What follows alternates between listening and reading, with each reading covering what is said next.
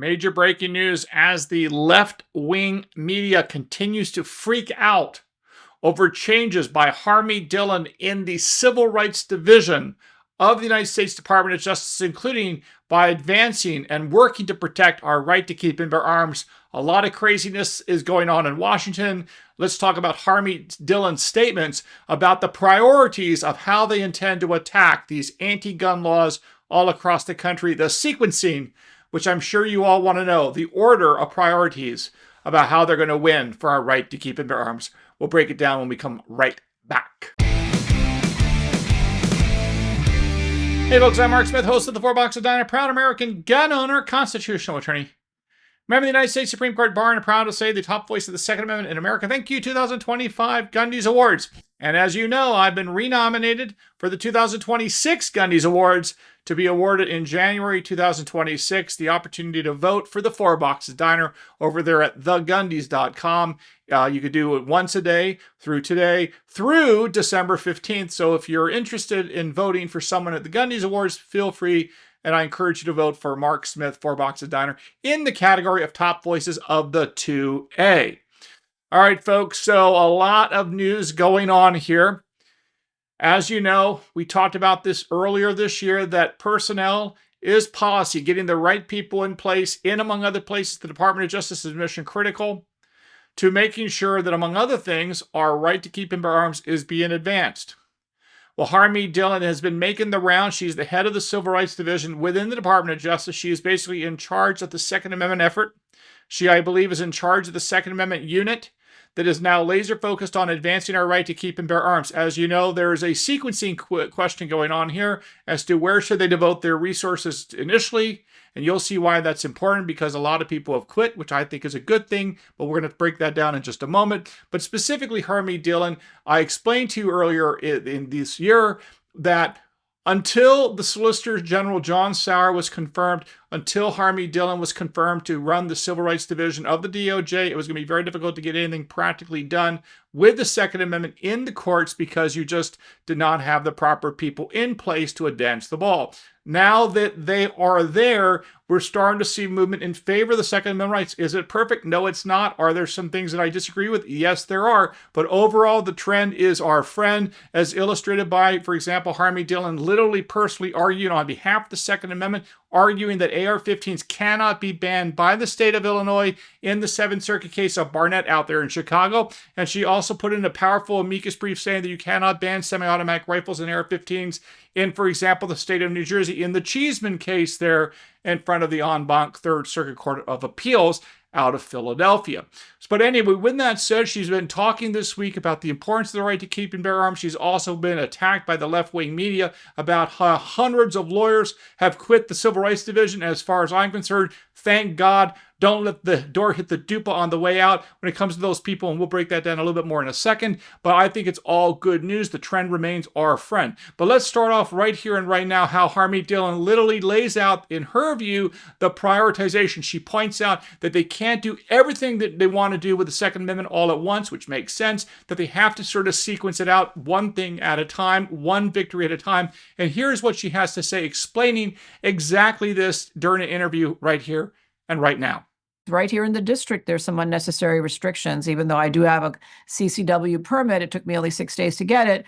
I can't carry my firearm in my purse, for example. You carry it on your body, et cetera, et cetera. So there are all these kinds of things. I mean, the ultimate thing would be, imagine a regime where the right to carry is respected across state lines. That's really what we need. I mean, your CCW in DC is worth not much because you can't use it on you can't go on the metro, you can't go into a government building. You can drive around with it in your car, but not much you can do with it. So anyway, I don't mean to make light of the right. The fact that I can have it in my home is very important to me and to every woman who's concerned about their safety in America. So we feel very passionate about this, and the Attorney General feels passionate about it. The President issued an executive order concerning Second Amendment issues just 2 weeks into his tenure. And so this is one of the most popular projects we have here in the building at the Department of Justice. And I know there are a lot of people who are passionate about this. They want us to be doing everything and have a wish list, but we're going to start with the low-hanging fruit and make sure that people get their permits promptly if they're law-abiding, challenge unreasonable restrictions on lawful firearms that, the court has made very clear, for example, semi-automatic rifles, AR-15s, are presumptively legal under the Constitution, and states that bar them are wrong. And so we're challenging those one by one. It's a whole process. And again, I think that makes some level of sense. I think what they're trying to do, as best I can tell from looking at their actions, is they want to take on bad gun control laws at the state level. They want to go after the California laws, the Hawaii laws, the New York laws, the New Jersey laws, the Illinois laws, while at the same time, at least initially, sort of defending federal gun control law. So, as you know, under Article 2 of the U.S. Constitution, the president has an obligation to take care. It's called the Take Care Clause. Article 2 of the U.S. Constitution has the take care to faithfully exercise the laws of the land and when you're the president. So there's an argument, and generally speaking, as an institution, the Department of Justice does defend the United States laws, the federal laws as a general matter. 99% of the time, there are some exceptions there. Sometimes they'll switch sides in the higher courts of appeals or at the U.S. Supreme Court. But generally speaking, their general job is to defend federal laws. They're sort of like the lawyer for the federal government. That is kind of what the president does, and the DOJ under the president does the same thing. So as a consequence, it seems to me, based on what Harmeet Dhillon is saying, they want to laser focus on getting the concealed carry law squared away and done the right way in the states, as well as making sure that certain firearms like AR-15s cannot be banned or regulated by these nutty anti-gun states. And frankly, if we accomplish those two things over the next couple of years, that will be a big win for the Second Amendment. And then we can start moving on to other issues, of course. But we got to win those first ones before we can take on other issues beyond that. Okay, with that said, there's a lot in the left-wing media, the lamestream media, about how there's these lawyers that work for the Civil Rights Division for many years. They're all quitting. They don't want to work for Harmeet Dhillon. They don't want to work for Donald Trump. And as far as I'm concerned, good riddance. We want them out the door because, as you know, personnel is policy. The last thing we want is for a bunch of anti-Trump, anti-American DEI hires, as far as I'm concerned, out there and sort of ensconced, if you will, burrowed into the deep state, trying to work against the Trump agenda while they're literally working for the federal government. We want all those people, to the extent we can get them out the door immediately. I'd rather have no one in a position of authority in the federal government than someone who hates America in that position of power. I'd rather have no one than someone that actually is going to be working against Donald Trump's interest and the interest of America, including our right to keep and bear arms. So with that said, in response to these sort of like, oh my God, all these people are leaving DOJ, these experts. Ha ha ha, by the way, I know about these credentials as far as I'm concerned. In my opinion, as a general matter, I don't think those credentials are that impressive in my world. But again, I'm not going to go there other than to make that passing comment. With that said, Harmeet Dhillon does have a comment. And as far as she's concerned, if they want to quit the Department of Justice, they want to leave the Civil Rights Division, have at it. She's perfectly glad to have them gone. Here's what she said on X. They quit like a bad ex. Many of them keep talking about us and saying they want us back, only on their same old toxic terms. No thanks. We're going to keep working for all Americans.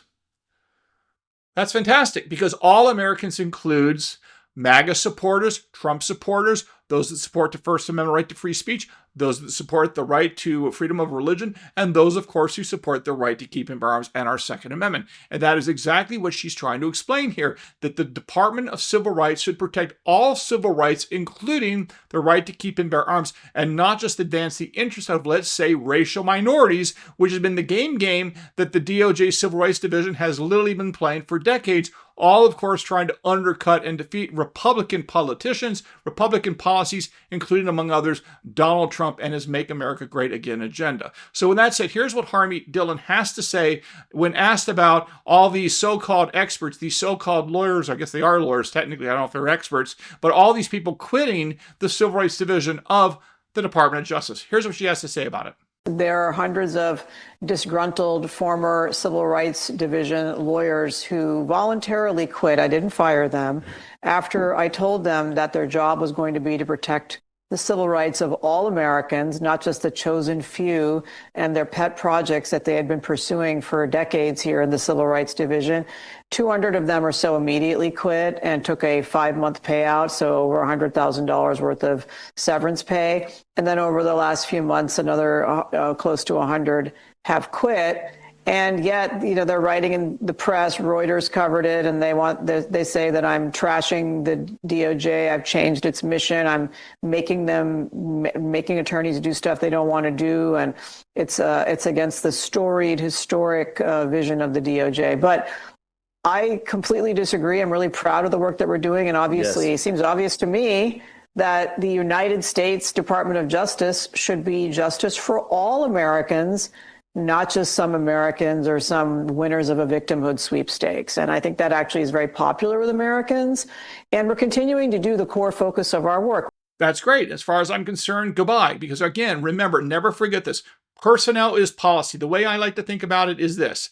Politics elects officials and leaders. Those leaders in turn have to hire staffers. They have to hire officers. They have to appoint ambassadors and officials and the like. And it was those individuals, people like Harmeet Dhillon, Pam Bondi, Pete Hegseth, Robert F. Kennedy Jr. You see what I'm saying? All these people, Elon Musk for a while, they all had to be appointed by President Trump. And it was really those people day to day that are trying to advance the Trump agenda. Some more successful than others, some faster than others. But the reality is, as you know, there is nonstop lawfare going on against this Department of Justice trying to shut down the Trump agenda. All those federal judges in D.C., in Chicago, in San Francisco, Los Angeles, Boston, etc., they're all going nuts when it comes to Donald Trump and trying to stop his agenda. And they're bogging down, or at least they're trying to bog down, the Trump Department of Justice in these nonsensical lawsuits with these rogue judges trying to slow everything down,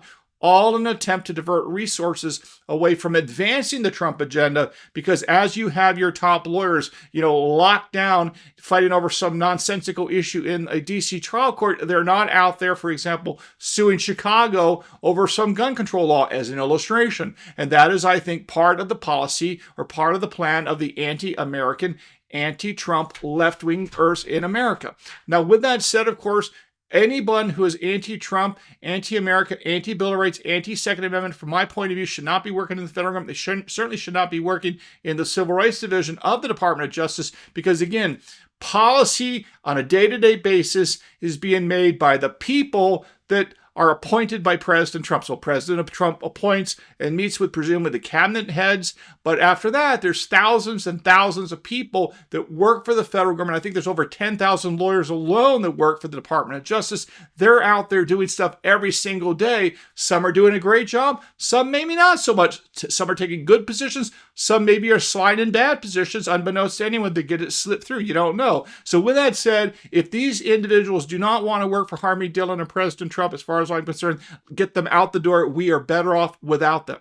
The last point about personnel being policy, remember, it is the Department of Justice that gets to decide who gets charged with a crime, who doesn't get charged with a crime. So as far as I'm concerned, if someone is arrested for a malum prohibitum, which means a non-evil crime that's simply a crime because the legislature says so, if this Department of Justice arrests them, they can either not indict them, they can simply not charge them, they can let them go with a slap on the wrist, whatever it is. But again, if you're the Biden administration and you catch someone in a so-called malum prohibitum crime involving guns, they're going to try to put you in prison for 10 years because they hated gun owners, they hated Americans that liked America. As far as I'm concerned, that's my opinion. You can disagree with me, let me know. But the Trump administration, albeit not perfect, you can't be perfect with all the deep state actors and the snakes in the government. It's impossible to be perfect because a whole bunch of interests are trying to undercut you every single step of the way. But with that said, the more people that hate America, the more people that hate Trump, the more people that hate the Make America Great agenda, the more people that don't like our Constitution, we want those people, from my point of view, we want those people completely out of the government. But whatever they're doing, it'd be better if they're not working for the federal government right here and right now, is from my point of view. All right, so there you have it, folks. I think it's very interesting comments in the public by Harmeet Dhillon. Let me know if you agree with her, disagree with her. If there's ways they can improve, feel free to put it in the comments below. And again, thank you for tuning in here at the 4Box Diner. Make sure you follow me on X at 4Box Diner. And don't forget to subscribe both to YouTube and to Rumble. And I'll talk to you again real soon here at the 4Box Diner. Orders up. Table 2A.